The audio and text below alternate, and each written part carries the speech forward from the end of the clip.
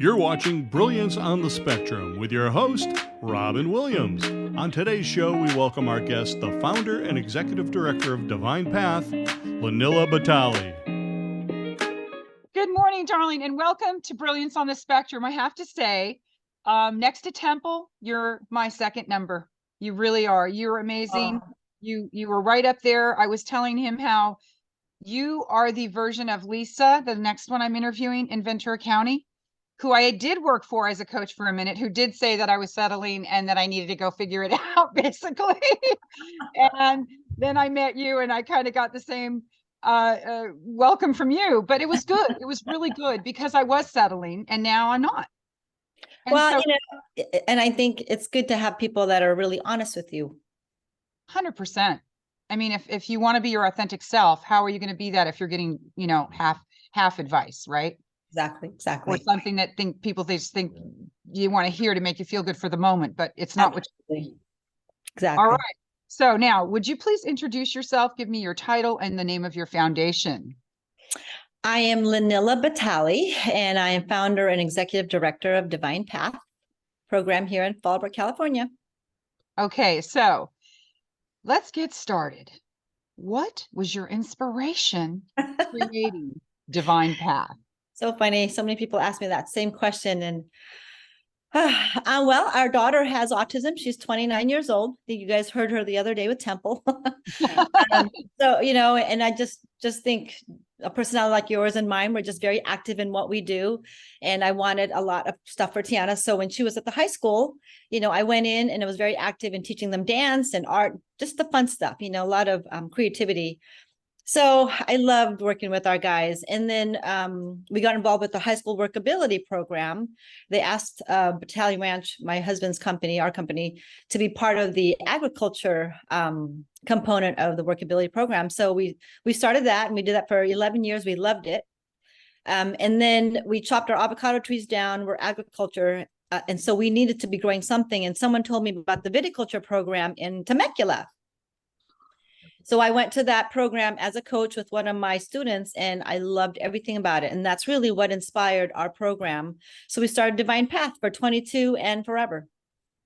It's been amazing. It's been an amazing experience, and it's so successful.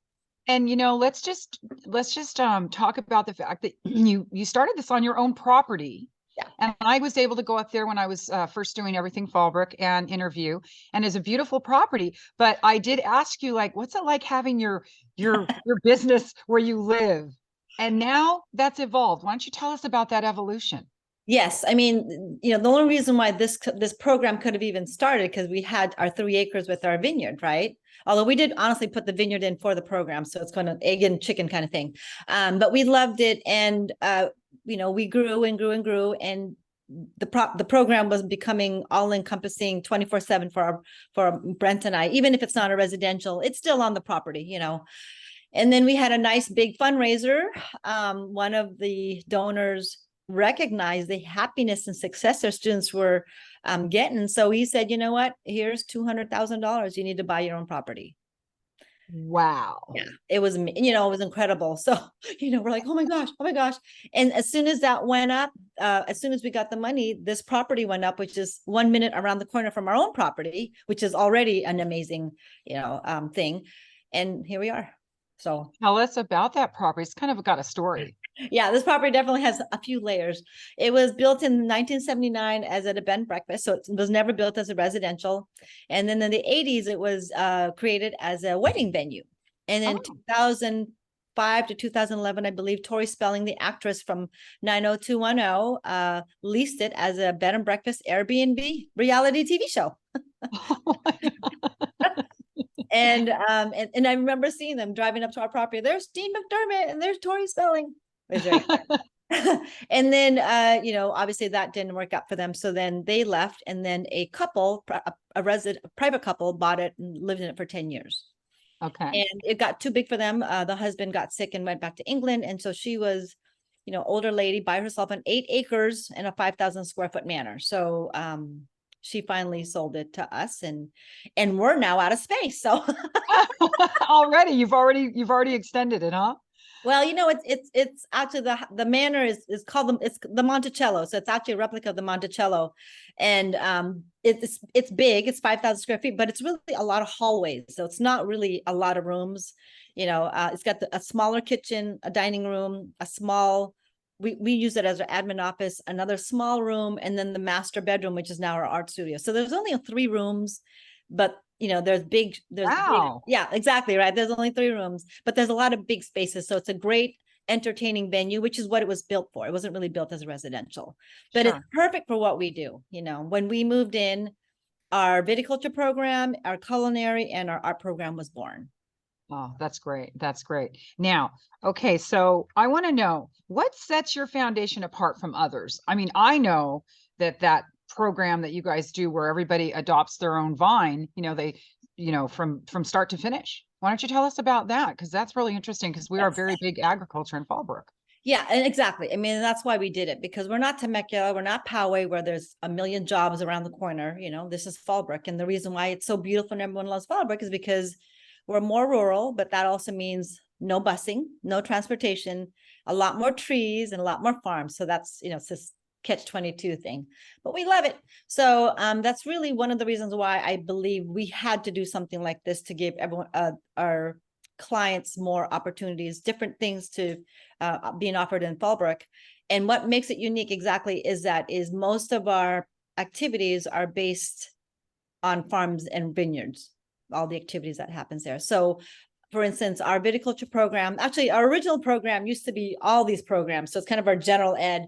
They all had to adopt 2 vines each. They had to name them and do an art project and then hang them up on their vines. And they cultivated their vines from dormancy all the way to harvest. So the whole crew, all of us, staff, volunteers, students, we harvest all the grapes. We actually ferment it, we make it, we bottle it, we do everything. And then we have an art label contest, and the label goes onto the bottle, whoever wins. They win $100 for their label, and they're now, famous in history. So but what's interesting is we have a lot of events, a lot of open houses, and the students are so part of the whole process. In fact, I have a brand new student who's been here about 2 months, really quiet, and he wrote us this letter. And it said something like, I love Divine Path because I feel like I can't be rejected. He goes, I'm creating relationships with the other students. He goes, but when I assist in making wine, I feel essential. Oh my goodness. And that, I believe, is the essence of what we're all trying to do, right? Is we all, as just Can you repeat that phrase? Because that, yeah, I think I can say that. I can claim that these days, oh my gosh, I'm going to cry. I feel essential, Lenila. Exactly. And that to me is what makes us so unique, Robin. That is really unique. They feel essential. I know it should really be on our wine label, on our wine bottle. Yes. Making wine makes me feel essential. Yes, I think you're going to have to coin that for sure. Well, I was saving that. I'm gonna read that letter at our soiree in August because it is so good. Yeah, no, that's beautiful. That's a very good testimony to your progress. And see, that's what Brilliance on the Spectrum is about, is shining a light on all things positive that are working for our demographic in the special needs world. Disabled is really how I like to phrase them, but you know what I'm talking about. Exactly. And when people talk about Reins, a horse therapy center, they say, there's scientific proof that riding on a horse, creates this incredible health benefit to your body. Well, our young guy who painted that painting, Joel Anderson, he gets his brain mapped, and the doctor has been noticing his brain lighting up, and he's like, Joel, what are you doing differently? Are you doing more socialization? And he goes, yeah, I'm a Divine Path. I'm doing this, I'm doing that. So it's working. I mean, that's scientific proof that if you teach in 5 senses, you do learn so much faster, so much better. And you don't even know that you're learning because it's part of your whole, it's just, yeah, it's amazing. It becomes part of your ritual and your routine. And when you do something enough and you practice it enough, and you love it, right? And you love it. And that makes it even better.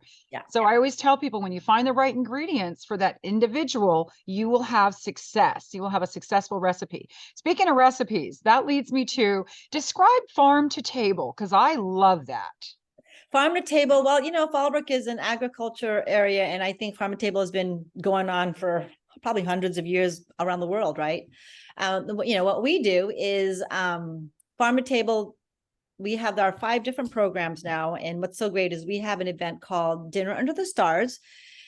And it's made for 5 couples, and it's all our students do everything. So they're obviously making the wine. So the wine that's served at the farm to table is made by them, served by them. And then the farm to table, our leaf and cordon students cultivate the veggie garden, which our culinary students pick and create into the food, and then is served also by our students. And then the art on the walls, or there are our menus, are designed by our art students. So the whole thing is farm to table, whether it's agriculture, art, or viticulture. That's beautiful. It's basically that, exactly. It's creating and making, growing your own food, everything for an event. That's what we do. You know, I think that's great. And I see that a lot more foundations are doing that, where they're actually using the students to do the production, to put on, to do the food, to create the artwork, or to create the, whatever the content is that you need for the venue. And I think that you're doing that in a beautiful way. Okay, so here we go. What is an experience that was most impacting for you, and for your clients in a positive way? Now, you just named one. Do you have another one you can share with me? Yes, we provide mock job interviews once a month for experience, and it was so great because one of our students, we got her an interview at Sprouts in Oceanside, and so she did the interview, and she came back, she got the job, and she said the interview was so easy. Do you love it? Oh my God! God! I bet you if you asked her that a year ago, she would have been like, "I have to go on an interview." Yeah. Well, and that's why she came. I mean, she's 23, has never been able to get a job since high school. And so she was even hesitant coming to our program, and she did.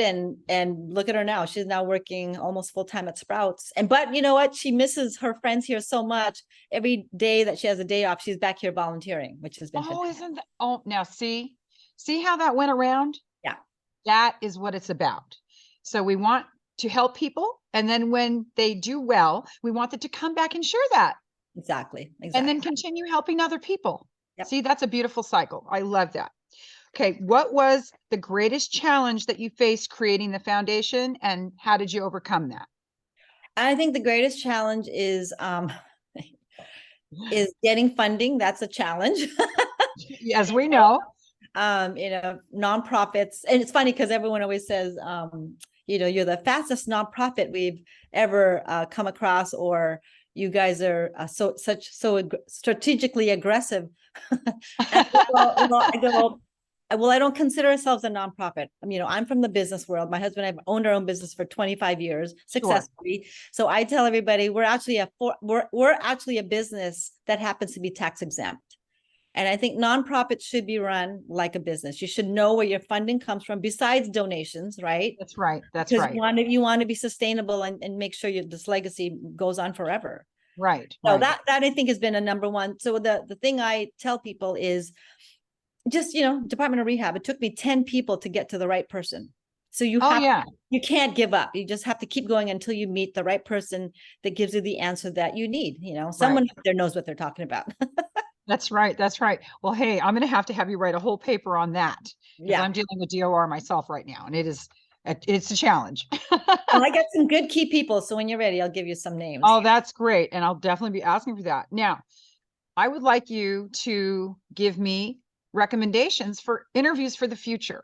Okay. So I'm going to ask all my guests to make a list that they feel of people that should be highlighted and featured. Okay. And especially those that are doing something a little unique or different. And they're no one's immune. It could be someone that's never been formally diagnosed, but and everyone knows that they are that, that they have that ASPE or whatever their diagnosis. And but you could say, hey, if you have a good message and you're helping people in this arena, we want to hear from you. What are you doing that works? Okay. Well, I have a perfect person for you. My very first graduate who has blown us all out of the water. That's what we want to hear. We definitely. And I'm not even going to tell you who it is. Most people already know who I'm talking about, but surprise me. Yeah, I'm going to have him talk because he just came back. He's in Israel pruning vines right now as we speak. Oh my gosh, that's fabulous. That is so fabulous. Okay, so that leads me to let's get a little bit into Lenila. Oh, no. Lenila, tell me something that people like. We know you're the founder. We know that you're just like, that you're the super mom, you're the super career woman. You have an amazing marriage. I mean, I definitely want to be you when I grow up. Oh, thank you, Robin. Yeah, you've inspired me. I mean, since I've moved here, I've been struggling. You know that it's been very struggling for me. Lots of challenges, and being in the fish out of water and not knowing anyone here, and coming from LA, which is what LA is. But anyway, and then meeting people like you that just didn't let me give up on myself and said the right words that encouraged me instead of me, putting my head in the sand. And look at you now. I know, right? So there's definitely proof that, but yeah. So what is it that we don't know about Lenila Batali? Share something. I don't like to go to parties. Are you kidding me? Not funny. The one who has like the biggest events and such the party atmosphere in all positive light doesn't like to party herself? My husband laughs now because I was the extrovert until Divine Path, and now I'm an introvert. And I think most CEOs will say that at this point, just because you're on all the time. Yeah. And then now when I come home, I want to shut the door and I just want to hear. My favorite time of day is when I drive into the garage and I turn off the engine, and that 5 seconds of silence is so wonderful. I can appreciate that, because I was bummed when my kids weren't giving me grandchildren. I had raised a lot of kids, and I had 2 of my own and helped with others. But, I always thought I'd have lots of grandkids one day. And I don't now. I mean, I have great nieces and nephews, which is great, but it's not quite the same.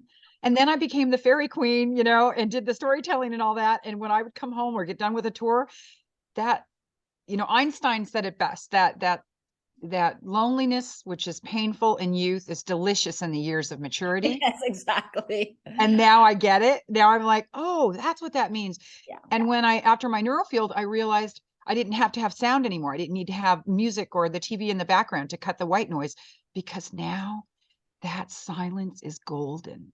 Yeah. Well, and now I honestly, internally, you're full. I think when you're young, you're not full. You're just trying to grab all the stuff and figure out who you are, and you're taking pieces from everybody, and it's just never enough. And then I think as you mature, you've learned, you've got lessons, you're wiser, and you're full. Oh my gosh. So your social layer is full, but now you need your peace and quiet layer. Yeah, you do, and I just think we're wiser, older, and you don't have to, it's that FOMO thing really when you're young, right? Right. You're missing out. And now I don't want, it's okay if I'm missing out, because my bandwidth is pretty full. Yes. Oh, that's beautiful. Oh my gosh, Lenila, that is great. Okay. I think where are we at, Steve? I just want to get a time check really quick. Okay, great. Now, I think you did give me the golden nugget, but why don't you tell me? So I always say, shine brightly so others may have a lighted path. If you're in the elevator with someone and you want to leave an impression in your 30-second pitch, go. I just say, you know what, have fun, be grateful, and be flexible. I think that's, and I was telling someone the other day too, is just be nice. It's so fun. Being nice is so underrated nowadays. Right. It is, it'll help you in your marriage. It'll help you in your relationships. It'll help you at work. It'll help you get things done, honestly, through DOR too. It's not always important to be right. It's more important to be nice. Yeah, it really is. So, I just say, have fun, be flexible, and be grateful. That's my 3 things that I think are very important. That'll get you very far in life. That's beautiful. All right. Thank you. Now you're going to give me contact information for those that will be listening, because this is going to be a series that we're putting out there, and I want to make sure people can get a hold of you. What is your contact, your social media? Give it to me. It's Divine Path Program. That's on Facebook, I believe, and Divine Path Program on Instagram. And our website is www.divinepath.org, DVINEPAT.org. Perfect. That's great. Well, Lenila, it's been a pleasure. I will look forward to that email of the suggestion of my next interviewee. All right. All right. Bye now. Thanks, Lenila. Thank you, Robin. You're awesome.